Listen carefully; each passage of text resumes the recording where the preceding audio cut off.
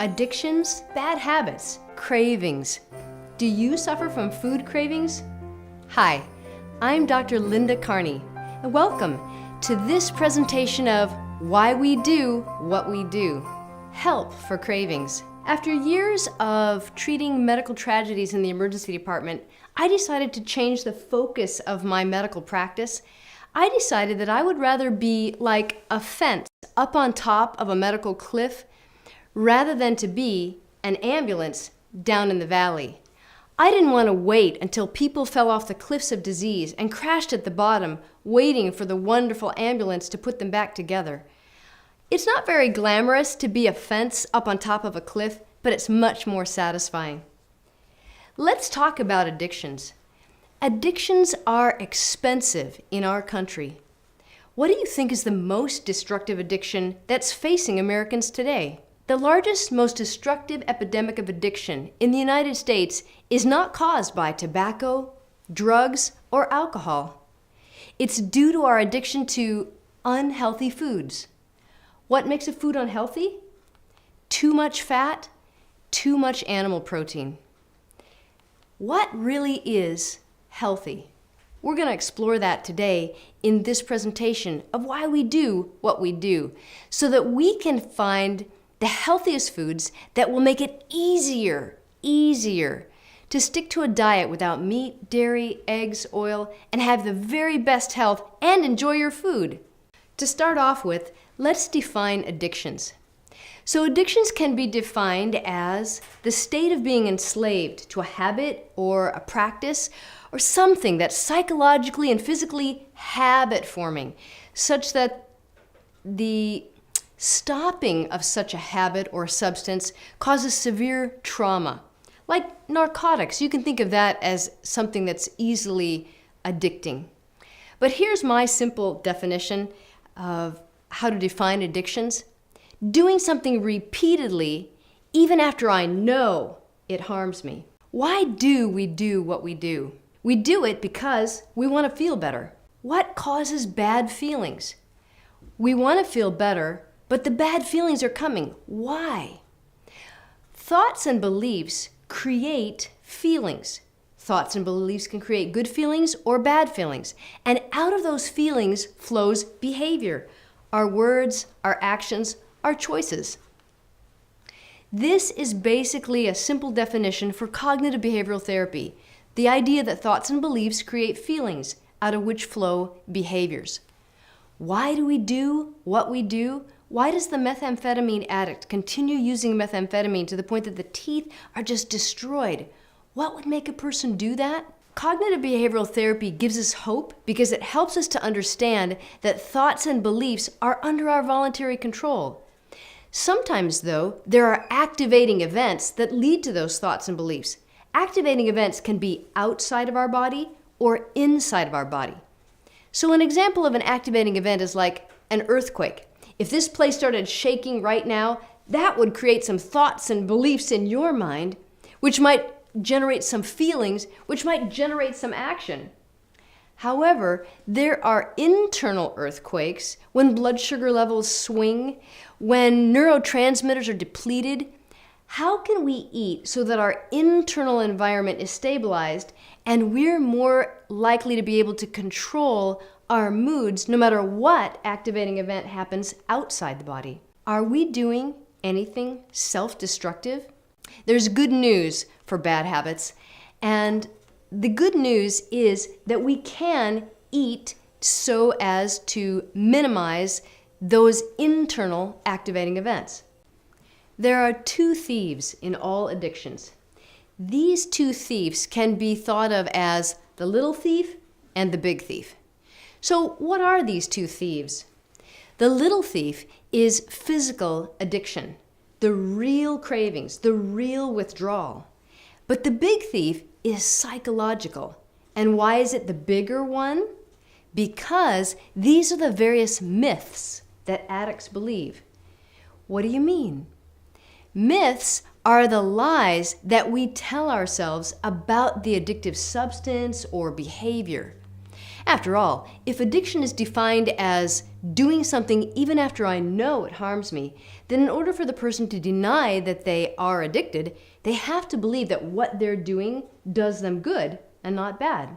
The big thief is what we say to ourselves, such as, "Who plans a wedding without cake?" Or, "I can quit smoking whatever anytime I want to." Or, "How can I survive the stress without my," fill in the blank, brownies maybe? Or, "But this is our social time together, drinking espresso?"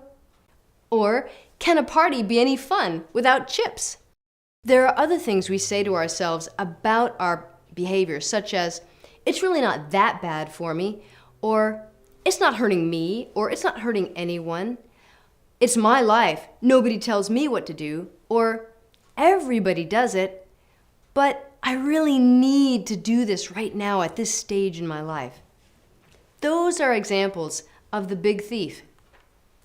The big thief lies to you, basically, and we lie to ourselves all the time when we are enslaved to a bad habit or an addiction. We've got to replace the big thief with the truth. And the truth is, number one, this substance is actually harming me instead of helping me. Or this behavior is actually harmful to me rather than helping me. I'm going to picture this habit as destructive to me. So if we picture something destructive, what if I had in my hands here, what if this were a loaded syringe of heroin? Heroin, you know about heroin. What if I said to you, "Hey, I understand that you're having a hard time sleeping. Did you know that this heroin will help put you right to sleep?" And you knew enough about heroin to realize that heroin does put you right to sleep. What if I said, "I see that you're suffering some pain. This heroin will take that pain right away." And you knew enough about heroin to realize that heroin does take pain away. Would it take any willpower for you not to grab this loaded syringe of heroin and use it? No, it wouldn't. Why not? Because you don't want to become a heroin addict. You know enough about heroin to know that there's a downside, there's a long-term consequence of this short-term relief, even if it helps you sleep better or takes away pain. So if the heroin is offered, do you even want it? No, because of what you know about heroin. So, if we can see the addicting behaviors as eating away at us, it really helps us to understand that picturing that loaded syringe of heroin instead of those chips or that brownie or that tobacco really helps us see the addicting behavior or substance for what it is, something that's keeping you from your very best life. Let's talk about baseline. Here's baseline. Baseline is where you feel just normal. You're not feeling particularly good, not feeling particularly bad, just baseline. Like tying your shoes or how you feel just driving down the road. There's a pleasure center deep inside our brain, and in it are stored all the feel-good chemicals. We call them neurotransmitters, like dopamine, serotonin, endorphins. And this pleasure center is involved in what I call the unnatural high. The unnatural high is above baseline, and when we do something that has addictive potential, it lifts us to the unnatural high. Suddenly, we feel a whole lot better than we just feel at baseline.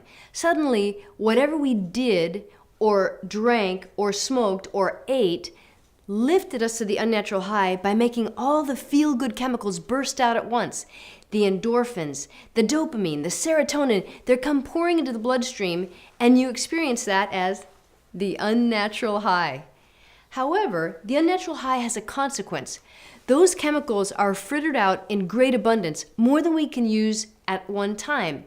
So as time goes by, we sink from the unnatural high to the unnatural low, below baseline. Why? We've depleted ourselves from all our feel-good chemicals. Now we don't have enough feel-good chemicals to even feel normal. We're not even up here at baseline, we're below baseline. That's the unnatural low. You see, the unnatural high causes the unnatural low. You see how it has to? If we didn't get depleted of all our chemicals because they were all burst out at once in the unnatural high, we wouldn't be depleted and be at the unnatural low. The high causes the low. Are there foods that create the unnatural high? Yes, there are. What foods are they? Let's talk about foods high in fat. They ping the pleasure center. Out come the endorphins when we eat high-fat foods, and we feel better than normal. When the addicting substance is a food, we don't interpret it as, I'm getting high, I'm getting looped, I'm getting buzzed, I'm getting intoxicated. No, we say, that is delicious. And so we don't think of it as addicting. We don't think of it as getting high or intoxicated on the food substance. And yet that's exactly what's happening. Caffeine does this. Caffeine is an addictive substance that hits the pleasure center by letting the synaptic boutons release the adrenaline. The adrenaline is stored in the synaptic bouton, French word meaning button, and the adrenaline flows out of the nerve ending, and we experience that momentary alertness, that feel good, that buzz that caffeine gives us. But then the caffeine has depleted us over time of our adrenaline, and we're fatigued. Sugar is another substance that causes the pleasure center to ping and release all the serotonin, the dopamine. It makes us feel good. The food industry knows this. The more sugar that they load up to a certain point into a food, the more sugar they load into it, the more of that food you want to eat. They study children, giving them tests, this pudding or that pudding, to see what is just the right amount of sugar to create what the food industry calls the bliss point. And then there's flour. Flour, like grains. When baked goods are made from flour, those baked goods can break down easily into little glucose molecules. Glucose, the simplest form of carbohydrate, it's the simplest form of sugar, and that pings the pleasure center, and that's why the ancients called foods made from flour and baked in an oven, they called it pleasant food. Indeed, we love it. What other foods create the unnatural high? No question about it, animal proteins create the unnatural high. Meat, it's addicting. It's a real physical addiction. Your pleasure center can learn to love the taste of meat and not even feel normal unless you have animal protein in the food. But this is a presentation about how to break that craving, how to eat so that that addiction no longer has power over you. Animal proteins can come such as in the form of casein, the principal protein found in milk. Casein is 86% of the protein found in milk. Casein is so addicting that it hits your pleasure center and makes the endorphins come into the bloodstream and bonds with those endorphins to make a substance called casomorphins. This is why little babies, after a bottle of milk, drift right off into sleep. They're nodding off because of the effect of the casomorphins that make them feel so much bliss. Alcohol also hits the pleasure center. Alcohol is a refined carbohydrate. It's a simple sugar, but in a different chemical form than table sugar. And it hits the pleasure center, and there's no question that alcohol can be intoxicating. But so can juices be hitting the pleasure center and making it feel that unnatural high. Because juices are simple forms of sugar, and up goes the blood sugar level, and ping, that hits the pleasure center, and out come the neurotransmitters that make us feel good. And that's why people enjoy juice. Okay, back to the beginning of the foods that created the unnatural high. How much fat is too much fat? When fat represents more than 20% of our calories, we may gain too much weight. When fat represents more than 20% of our calories, we may create excessive estrogen at the cellular level, which can promote cancer in a man or in a woman. Even men can over-estrogenize themselves by eating too much fat. When fat represents more than 20% of our calories, we may raise our cholesterol levels too high, which could lead to strokes and heart attacks. When fat represents more than 20% of our calories, we may become diabetic. Please be sure and check out my video presentation on diabetes to help you understand why fat in the diet creates type 2 diabetes. The caffeine that we can find even in small amounts in chocolate or in decaf tea or coffee and in some sodas that caffeine can cause tomorrow's fatigue. I like to say today's caffeine causes tomorrow's fatigue by depleting us of our feel-good chemicals. But caffeine can do other things, such as create excessive estrogen at our cellular level, which does promote cancer. So how can we eat to prevent these cravings? Is there help from the plant-based world of delicious, whole, unprocessed food that can stabilize our internal environment and keep us from experiencing the pangs of craving? Keep us from experiencing withdrawal as bad as it could be? The good news is yes. Where did I get this idea? I got this idea from a wonderful book,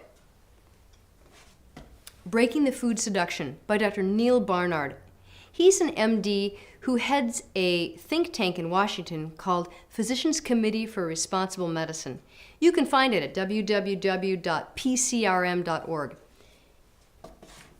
In that book, I learned that if you eat beans, greens, squash, and yams as categories for breakfast, what happens is you've got such a good load of fiber and protein in those plant-based whole food packages that those categories of food can blunt your cravings and make it easier to overcome every addiction, especially if you get that breakfast eaten before 8 a.m.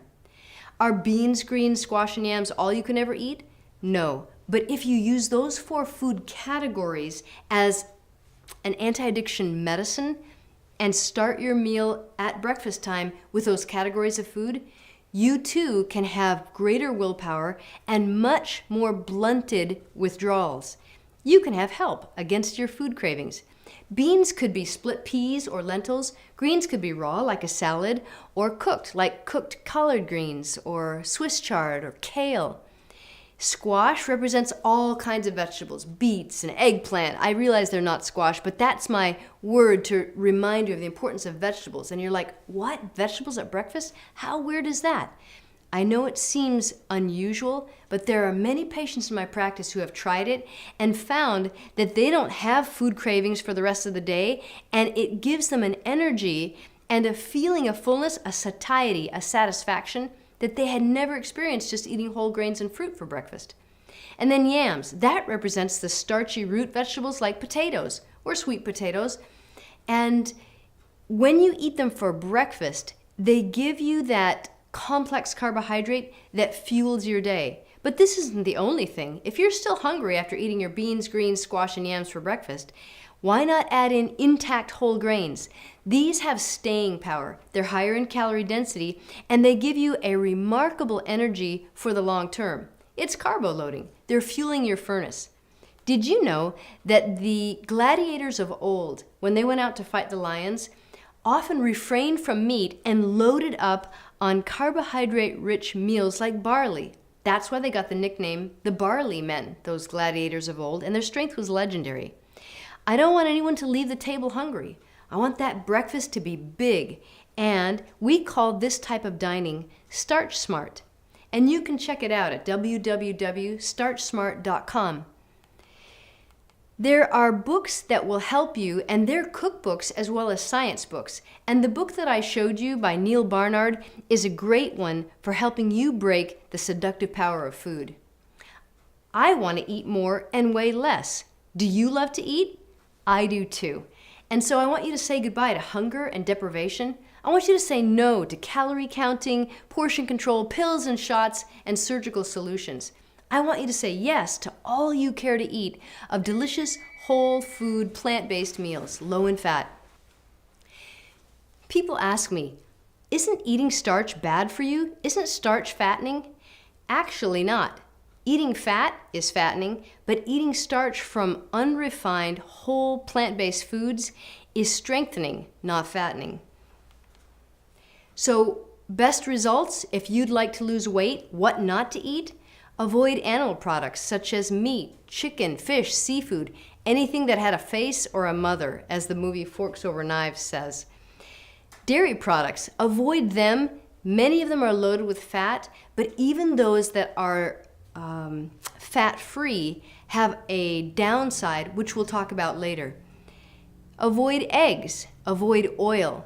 Did you know that oil, processed oil, is the most calorie-dense food on the planet? In fact, the most calorie-dense foods on the planet are oils, nuts, and seeds. Vegan. Is eating vegan bad for us? No. What does vegan mean? It means not eating any animal products. Now, there are many different connotations of the word vegan. When I use it in this presentation, what I mean is without animal products. There are many people who feel that the word vegan should not be used, and so we'll stick to whole food plant-based diet. But in case you were wondering, the most fattening foods on the planet do happen to be vegan, and those are oils, nuts, and seeds, because they're highest in calorie concentration. Baked goods that contain flour can be very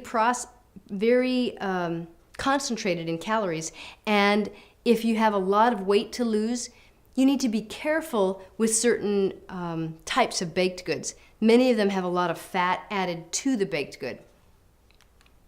So what do you eat for best results?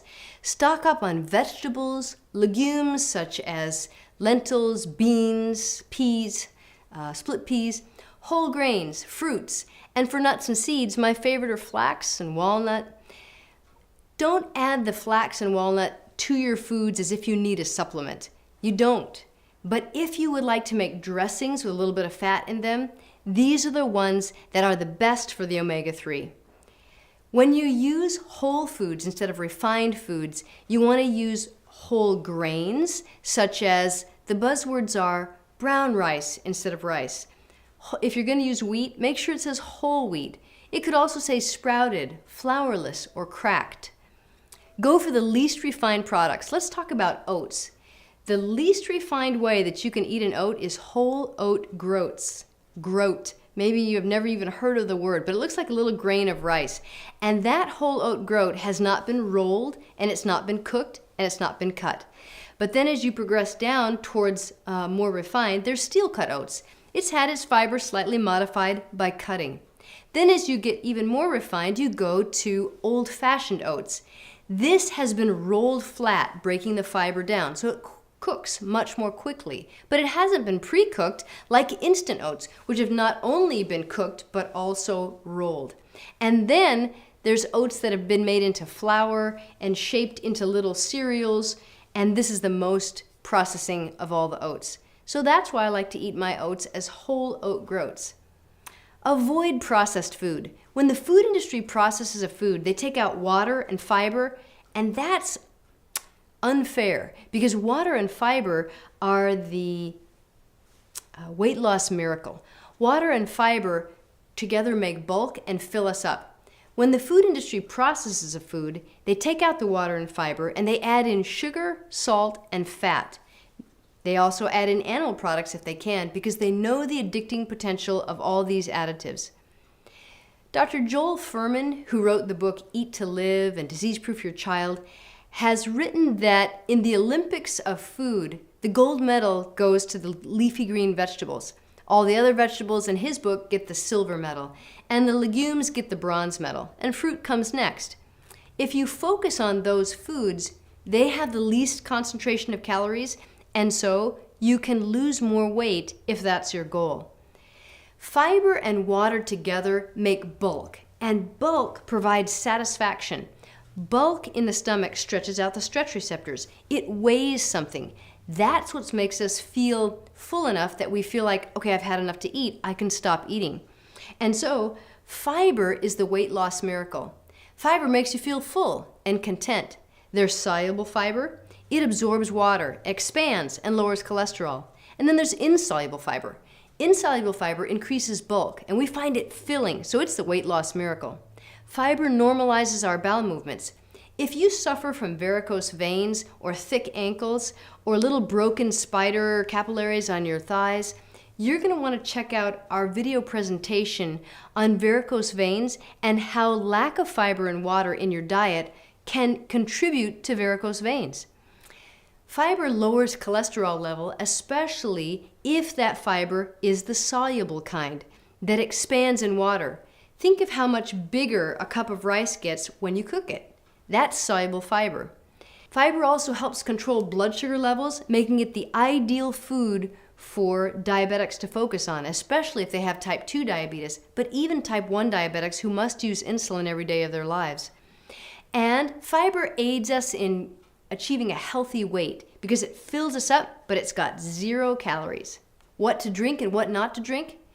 If an adult can drink 64 ounces of water before 5 p.m., in general, they're going to do better and have more weight loss, according to the scientific studies.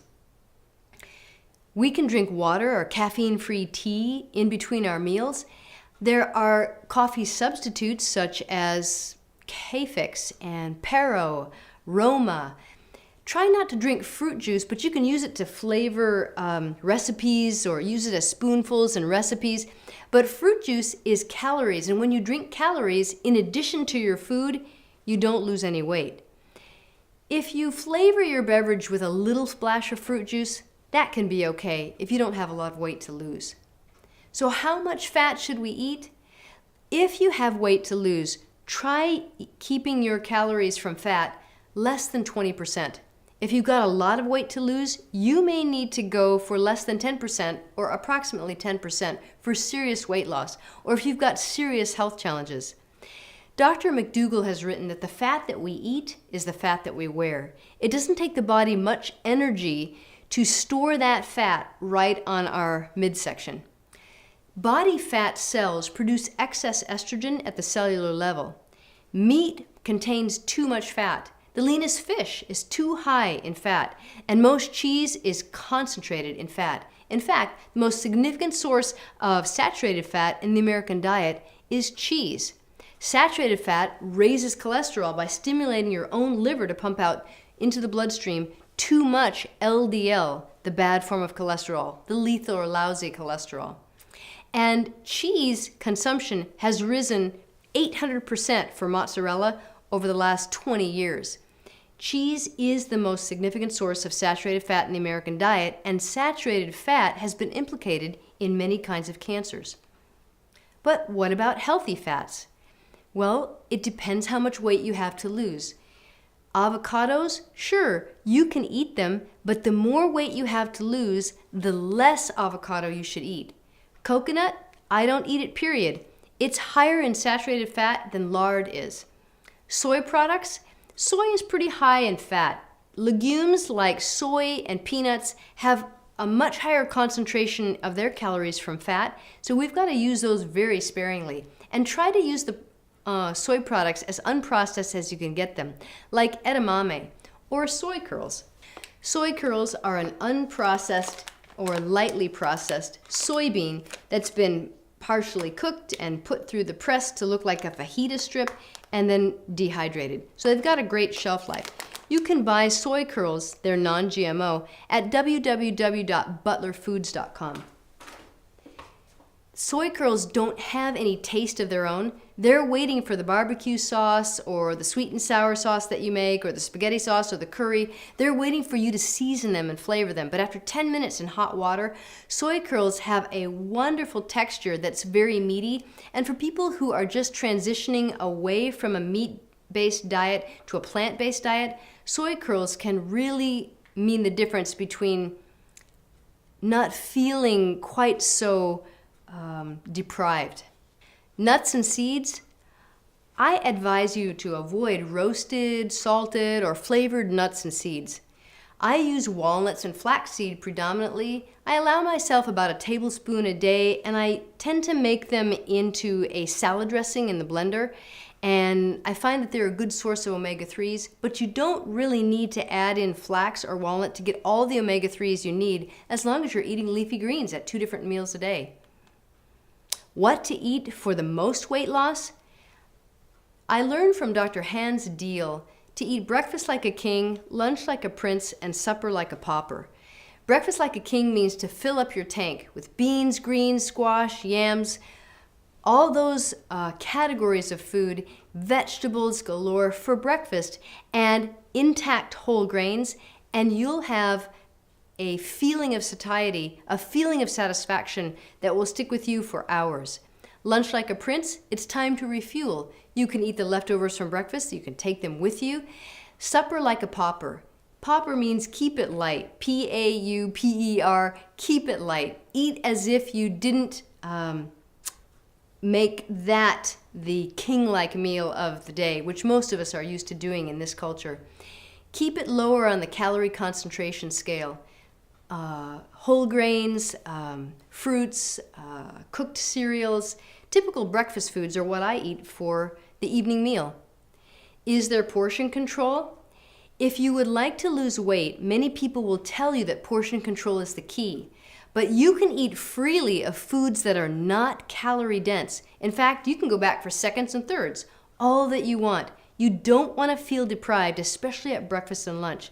Portion control refers to only those foods more concentrated in calories: nuts, seeds, soy or peanuts, flour from whole grains, tofu, dried fruits. These are more concentrated in calories.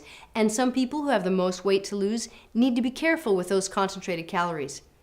How about fruit? Will fruit make you fat? Well, fruit that has high fiber content, such as those fruits grown in the north of the United States, are the very best fruits for weight loss, such as apples, pears, plums, cherries. You can eat berries. You can use tropical fruits, but they're going to hit your pleasure center more, and they may make it harder for your internal blood sugar levels to stay stable and to avoid food cravings. So it's not that I never eat tropical fruits. I love them. But if I have a patient who's trying to lose the most weight the fastest, I ask them to go for those fruits in the north that are grown in the north because they have the most fiber, and the weight loss is much more dramatic with those. So, greens and beans twice a day during every breakfast and lunch. Eat some greens, cooked or raw. Eat some legumes such as dal or lentils. Beans can be cooked or sprouted. Throw greens into every recipe you can. Healthy up those soups and stews by throwing greens in them and into your rice dishes and other cooked grain dishes. Throw greens into dressings and spaghetti sauces and mix them with your noodles. If you're going to use a smoothie, make sure that no smoothie goes into you without having some greens in it. Additional guidelines for weight loss. If you eat between meals, it's much harder to lose weight. Try really hard not to consume any more than 3 meals a day. If you can keep 5 hours between your meal, your system is going to have time to process, assimilate, and get into fat burning mode. Try not to take in calories after 6:30 p.m. And for best health, brush and floss your teeth after each time you take in calories right away. Sleep is also related to weight loss, and sleep is important in beating food cravings and addictions. 2 hours of sleep before midnight is worth 4 hours of sleep after midnight. How does that work? The science tells us that the 2 hours of sleep before midnight is very important to the hormones cortisol, ghrelin, and leptin. These hormones are implicated in appetite control and fat storage. A regular time for sleep is important. If you can get into bed by 9:30 each night so that you're well asleep by 10 p.m., many people lose more weight doing that than they ever thought possible. Caffeine consumption can disturb sleep, even if it's just 1 cup of half-caff in the morning. Alcohol interferes with sound sleep by depleting the downer chemicals that keep you asleep for all those hours of the night, even if you're not drinking that alcohol in the afternoon hours. Some scientists believe that the hours of sleep in the early part of the night repair the body, and the hours of sleep in the later part of the night repair the mind when we get into REM sleep, REM, rapid eye movement sleep. Water helps with addictions, cravings, withdrawal, and weight loss. Water has no calories, and so it doesn't give you any calories through which you can burn energy. However, it can make you feel less fatigued by rehydrating your muscles, which are almost 80% water, and so you can feel greater muscular power. Water also lightens our load by relieving constipation, which puts a spring into our step. The calorie concentration principle is this: satisfaction, which we call satiety, is provided by bulk, not by the quantity of calories. The bulk is created by a mixture of fiber and water in the food. And so the more dense the food is in calories, the more easy it is for you to take in more calories and overeat more than your caloric needs. The leafy green vegetables are lowest on the scale of calorie concentration. Oils are the highest. It's a principle like this. Brown rice has about 500 calories per pound of food, and brown rice flour has 1,450 calories per pound of food. Grapes have about maybe 400 calories per pound, maybe less depending on the type of grape. But raisins have about 1,350 calories per pound. What made the change? It's just a physical change, just removing water. But you can pack a lot more raisins into your palm than you can grapes into your palm. So it's a calorie concentrated food. Take a look at this picture. I love it because a picture really is worth 1,000 words. See the stomach with all the vegetables in it? 400 calories of vegetables. The guy who ate that quantity of vegetables cannot hold another bite. He just can't take in any more calories. He feels full, satisfied, content. But look at the stomach with the tiny amount of liquid in it. Same amount of calories, 400 calories. That guy said, "But doctor, all I ate was a couple hors d'oeuvres. I'm hungry." He hasn't had enough volume of food to stretch out his stretch receptors in the stomach. He hasn't had enough weight of food to create a weight that turns off the weight receptors and tells him he's had enough. You see the middle stomach, small package, same amount of calories. That person's going to go in search of more food to fill up their stomach so that they can feel satisfied. We can't outrun our hunger drive. Our hunger drive is one of the most strong drives in the human body. You've got to eat, start smart, and fill yourself up, gain that satisfaction, and then you won't want any more calories. Let's talk about calcium loss. Many people think that they need dairy because of the calcium. They're convinced that without eating dairy, they won't get enough calcium and it will increase their risk of osteoporosis. There are some people who are enlightened enough to realize that dairy actually causes more osteoporosis than it prevents. And so those people think, well, I need to take calcium supplements. Calcium supplements are not the way to prevent osteoporosis. Why? Because osteoporosis, the brittle bone disease, is not caused by a lack of calcium intake. It's not caused by a calcium deficiency. No, osteoporosis is caused by an excess of calcium outgo. How did it go out? In the urine. We urinate away the calcium from our teeth and bones in response to 5 factors. The most significant of those factors is, can you guess? It's animal protein. More on that in a minute. But the other 5 factors are tobacco, alcohol, caffeine, salt in our food, and animal protein. So here's a picture of a bent over person, someone who's possibly at risk for a hip fracture, and the 5 factors that make calcium urinated away. How does animal protein create osteoporosis? The animal proteins are made of amino acids that are high in sulfur content. All proteins, including plant proteins, are made of amino acids, but the plant proteins are not preponderant in the amino acids that are high in sulfur, whereas the animal proteins have much more of the amino acids that are high in sulfur, like cysteine and methionine. And all this sulfur in the amino acids of the animal proteins creates sulfuric acid. This acid has to be excreted from the body because an acidic environment increases our inflammation and our risk for cancer. So which organ is it that excretes acid from the body? That's the kidney's job. The kidney must excrete the acid from the body, and it buffers that acid by leaching calcium out of the teeth and bones as a positive ion to buffer that negatively charged acid. There is 2 hands when we think of osteoporosis. On the one hand, there are the factors that make the calcium urinated away in excess, but then on the other hand, there are the things that we can do to prevent osteoporosis. One of those things is weight-bearing exercise, and we need it daily. Walking is an excellent exercise. It's not too hard on the joints, and it strengthens you because it is a weight-bearing exercise.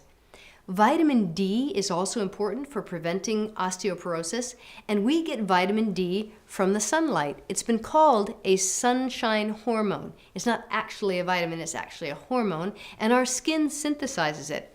It's hard to get enough vitamin D in today's society because we live an indoor life. Most people say, wait a minute, I thought sunlight causes cancer. Actually, sunburns and animal protein in the diet cause cancer, but sunlight has been shown to be cancer protective. How to easily eat for health? Let's focus on preparing food ahead of time, because if we fail to prepare food, we're preparing to fail. You want to always surround yourself with healthy food, and that means if you're busy in the morning, and most of us are, that big breakfast like a king needs to be prepared the night before. Make it the night before. If you've got a really early morning, put it on a plate with a cover over it so that you can easily microwave it and be on your way. Are microwaves the healthiest thing in the world? Maybe not, but America isn't dying because of microwaves. America's dying because of meat, dairy, eggs, and oil. They're getting too many calories. They're not eating a whole foods plant-based diet that's low in fat. When you eat beans, greens, squash, and yams, you may say, who's got time to cook it? So I want to talk to you about the role of a Dutch oven, a rice cooker, a Cuisinart, slow cooker, and a blender. The one instrument that can replace most of those is the Instant Pot. So let's look at how to stock our kitchen with the tools and the food items that make it easier for you to be a success in beating your food cravings. Surround yourself with food. Being hungry with no food to eat is a recipe for failure. Prepare your batches of basic, starchy, bulky foods like beans and whole grains ahead of time, and put some in the freezer, some in the fridge, so that all week long you can eat down on your stock. Carry food with you in leak-proof containers every day. Freely use aromatic seasonings so that you can spice up your food in the way that you like it. The Asian taste or a Mexican flavor, Italian, French, Creole, whatever you're in the mood for. Make good use of your seasonings cabinet. Stock your pantry and fridge with green leafy vegetables, and stock your freezer too, because frozen vegetables and fruits are often picked at the peak of ripeness, and they may retain more vitamins than a fresh fruit or vegetable that's laying in the bottom of your fridge for 5 days. Stock up on beans or lentils. They can be fairly affordable if you buy them dry and soak them overnight and cook them. There are intact whole grains, and nowadays you can get the boil in a bag rice by a company called Success Brown Rice. There are pastas. The company Food for Life makes a whole wheat pasta, but there's brown rice pastas too if you're trying to eat gluten-free. There are the little brown rice bowls from Costco that can make traveling much easier. There's tomato sauce by Pomi. This company has a wonderful tomato sauce or a box of strained tomatoes that have no added oil.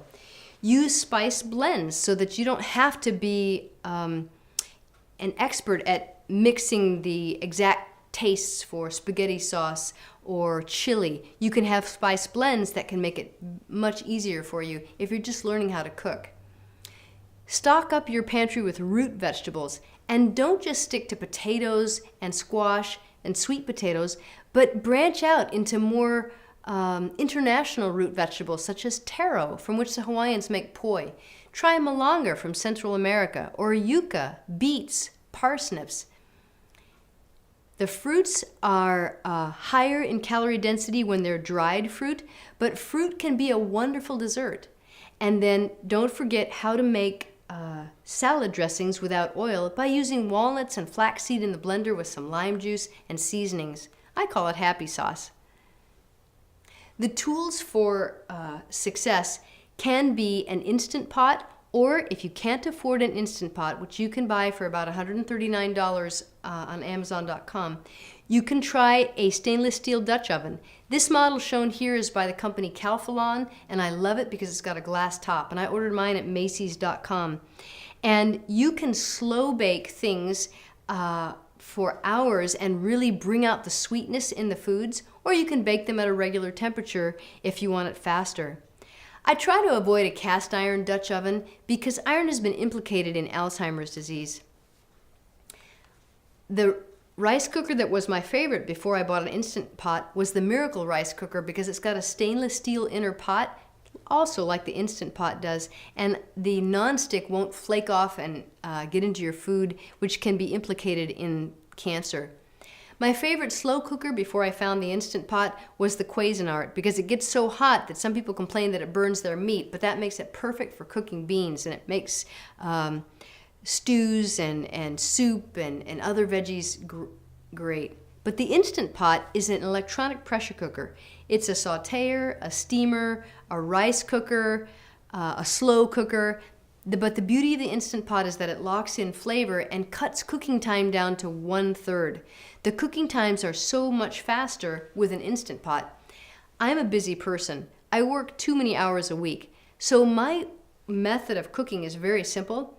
I'll wash the outside of a squash or a yam. I don't have time to cut it or peel it. I'll put it in the Instant Pot with some water. I'll push go and I'll go to bed.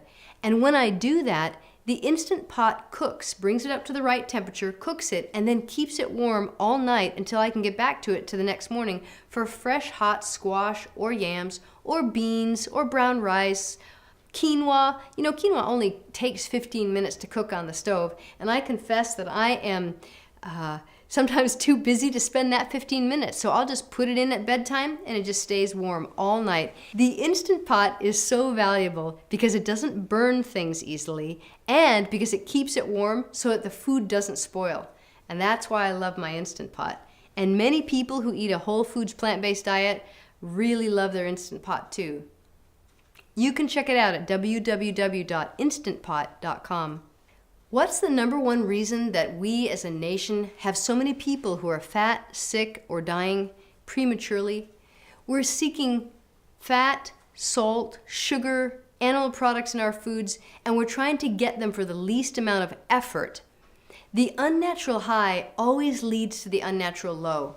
We are surrounded by hyper-palatable foods that hit the pleasure center, and when they do, they create an addiction, a craving that makes us want to eat more of those types of food. How wonderful it is to be freed from the addiction that I used to have for candy bars and fast foods that high in fat. It's wonderful to get all the animal protein, specifically casein from dairy, out of your life for 30 days because after 30 days your taste buds start to heal, and when they start to heal, the fruits and the vegetables start tasting better to you than they ever tasted before. Many people feel too busy to adopt a whole foods plant-based diet, and yet we've given you some tools so that you can make it happen even in your busy life. Many people feel that they're going to be deprived of foods that they enjoy and that they're not going to like the food.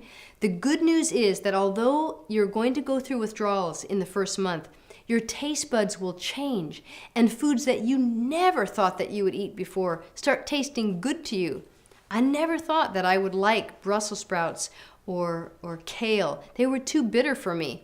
But after leaving aside all the sugar and animal protein and oils that I used to eat, I now find myself liking more and more vegetables than I ever did before. If you like vegetables to begin with, lucky you. But some of us grew up wanting, hey, just macaroni and cheese or cheese pizza and thank you very much, that's all we wanted. And for those of us who are like that, there's a lot of hope because those food cravings can be overcome if you'll just hang in there for the first 28 to 30 days. Your taste buds will change, and after 6 months on this diet, the food will start tasting even better, and after a year, you'll find that the food will taste amazing and you'll never go back. Because after all, animal proteins are the primary cause of getting our genes to express the cancer that they've been damaged to express. So when we eat animal proteins, it fosters the development of cancer. And what food tastes good enough that it's worth getting cancer for? None, in my opinion. To break the cycle of addiction, we need to understand that foods, when they act like drugs, make us into a nation of food addicts. The good news is that we can break free, and it's going to take effort, but it's worth it. Don't fall into the trap of avoidance. Don't say, hey, if I don't try, then I can't fail. Because in reality, not trying is guaranteed failure. There's a spectrum of success. Way over on the +3 side are the greens, beans, and veggies. And when you eat those, you're going to have the most fortification against food cravings. Then comes the whole grains and the fruit, and then the nuts, seeds, and avocado. On the minus side are the oils, and then the dairy products, and then concentrated dairy products like cheese, seafood, meat. Those are the foods that are addicting and keep you in the cycle of addiction. Ongoing support is needed, and you can find it at www.starch-smart.com. Cancer starts in genes. When we are born up to the age of 5, sometimes the DNA is not wound up tight like a ball of yarn like it is in the adult. The DNA is half unwound. Why? So that the transcriptases can get in there, copy the DNA, make a new cell. Copy the DNA, make another cell. The age from birth to age 5 is a period of rapid growth. And that's when the damage to our DNA that can later result in cancer, that's when the damage occurs. When this damage to genes occurs, it can take decades for that damage to be expressed. The cancer decades are thought of as the 50s and 60s. That's when most cancers show up. Although, of course, there are cancers in childhood and all along the way that we see. The damage that we have in our genes doesn't have to be expressed, and the sooner you adopt a low-fat, plant-based diet of whole, unprocessed foods, the sooner you start protecting yourself against the genetic damage that could be waiting to express itself as cancer in your life. Animal protein damages DNA. How do we know? The book, The China Study, was written to help us understand how wonderful studies were done to prove that animal protein is a very big factor, the biggest, much bigger than genetics, a big factor in having our damaged genes express themselves in cancer. And I'm very grateful to Dr. T. Colin Campbell, PhD, from Cornell University. He is a nutritional biochemist that helped us to see that casein is a cancer promoter and can turn cancer genes on or off depending on whether the casein was at the level that you find in the standard American diet or far, far less. You see, the DNA of a child often looks like an unwound ball of rubber bands. And if you stretch that DNA of a child out, it would cover more than a football field. The China study is also illustrated in the movie Forks Over Knives. And if you haven't seen that movie, you can watch it on Netflix, and it's worth your time. If you have a loved one who has suffered cancer, please help them to understand the principles in the China study, because there's hope for cancer sufferers. There's hope for people who never want to get cancer. We can do a lot to protect ourselves with a whole food, plant-based diet. The amino acids that make up animal protein are so high in sulfur that this creates an acidic environment. The acidic environment fosters cancer in our body. When we eat produce, fruits, and vegetables, we create an alkaline environment that is more cancer protective. However, animal proteins in our diet also create an inflammatory response. When cells don't get all the blood flow that they need, inflammation results in that organ. Back pain is caused by a circulation problem. Anxiety and depression are conditions related to circulation issues in the brain. Hearing loss, could it be that it starts with compromised blood flow to the delicate mechanism of the inner ear? Damaged endothelial cells, which line each artery, can't make enough nitric oxide to keep arteries dilated wide open. When arteries are not dilated wide open and blood flow is hindered, inflammation results, and this can create pain or autoimmune diseases. Perfect health depends on perfect circulation, and that's why you want a diet of whole, unprocessed plant-based foods low in fat. Nourish your endothelium by using dark leafy greens in your diet every day. Twice a day is even better. Olives? Should we eat olives? Olives are pretty high in fat, they're pretty high in salt, but the olive oil inside the olive is far more preferable to the oil that is extracted from the olive. Why do we love delicious food? Because it stimulates our pleasure center. Immediately, we get high in a way that we interpret as delicious. Billions of dollars are spent each year developing highly addictive foods to which sugar, fat, salt, and animal protein have been added to make sure that we buy more of that product. So, if you were going to have a food motto, what would it be? How about show me the fiber? How about don't mess with fiber? And then there's what God has put together, let not man tear apart. The Lord giveth the fiber, and man taketh away. Be careful not to use too large a proportion of nuts. They can make the food so rich it's hard for the body to assimilate it. Nuts should be used much more sparingly than most people do. For more information, check out www.drcarney.com. There's a resource-rich website there, and at www.starch-smart.com, which is our social media site for sharing delicious plant-based recipes. I also recommend the engine2diet.com. That's a website with wonderful recipes. There's great recipes at www.happyherbivore.com and www.fatfreevegan.com. If you are suffering cravings, I want you to know that there's hope. Adopting a low-fat, plant-based diet of whole unprocessed foods can change your taste buds, blunt those cravings, and break you free from those chains of addicting foods that previously made your life less healthy. Thank you for tuning in, and until next time, I'm Dr. Linda Carney.